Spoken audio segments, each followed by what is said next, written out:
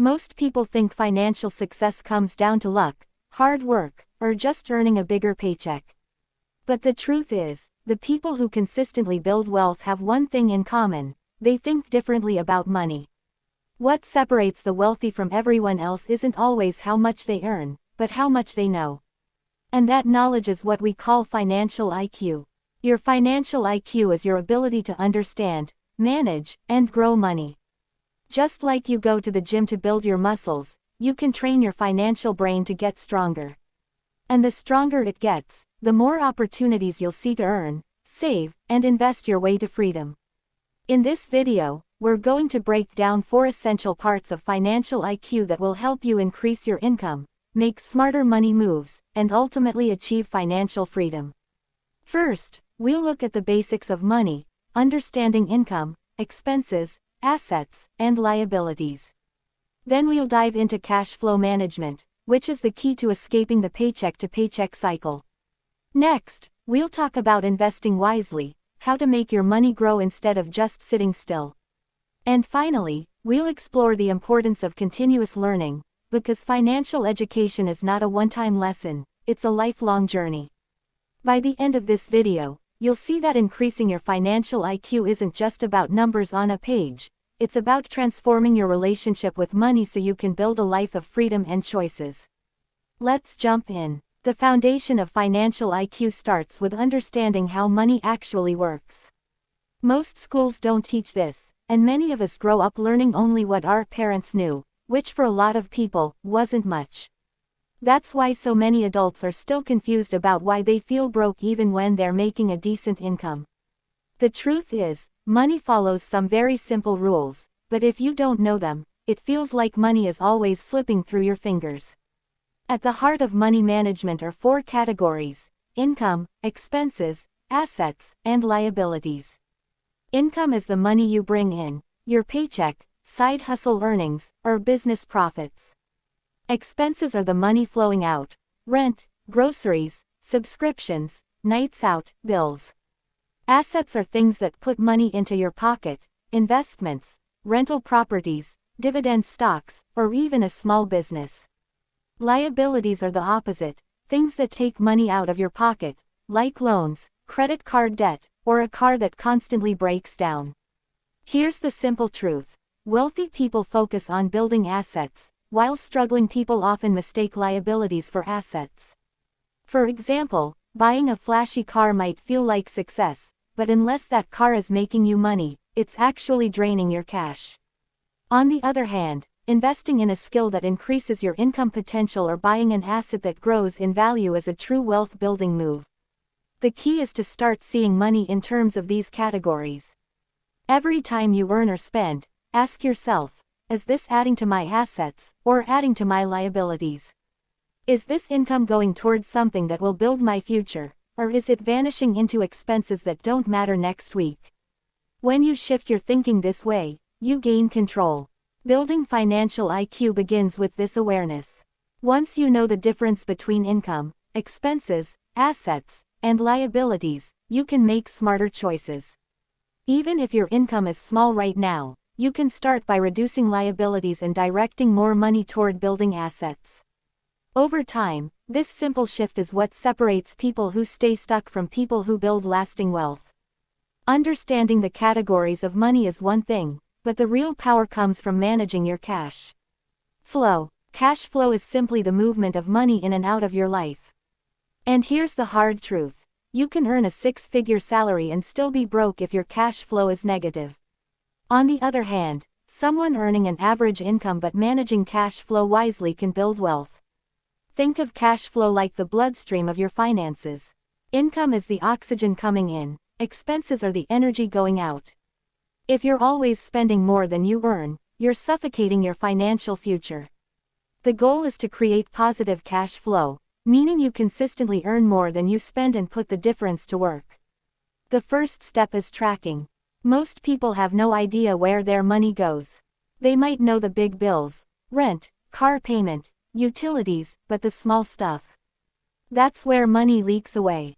$5 here, $10 there, and suddenly half your paycheck is gone without anything to show for it. Tracking every expense, even for just a month, can be eye-opening. Once you know where your money is going, you can start making adjustments. The goal isn't to cut all joy out of your life, it's to align your spending with your priorities. Maybe you cut down on takeout meals and redirect that money toward paying off debt or investing. Maybe you cancel unused subscriptions and put that cash toward a savings account. Small changes add up, and they build momentum. The magic happens when you create a surplus, money left over after expenses. That surplus is the seed of financial freedom. With positive cash flow, you now have the fuel to build assets, pay down liabilities, and grow your wealth. Cash flow management isn't glamorous, but it's powerful. It's the difference between feeling trapped in a cycle of bills and feeling in control of your future. Mastering this step is like learning to breathe again. Suddenly, you have room to grow. Once you have control over your cash flow, the next step is to make your money work for you. This is where investing comes in. Too many people think of investing as something only the wealthy do, or something too complicated to understand. But the reality is, investing is simply the process of using your money to create more money. Think of every dollar as a little worker.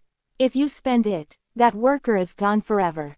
But if you invest it, that worker goes out and brings back more workers. Over time, those workers multiply, and that's how wealth is built.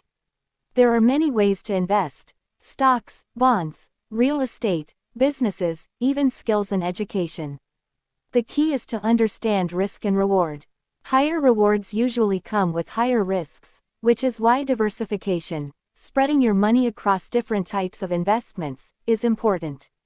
Start small. You don't need thousands of dollars to begin investing.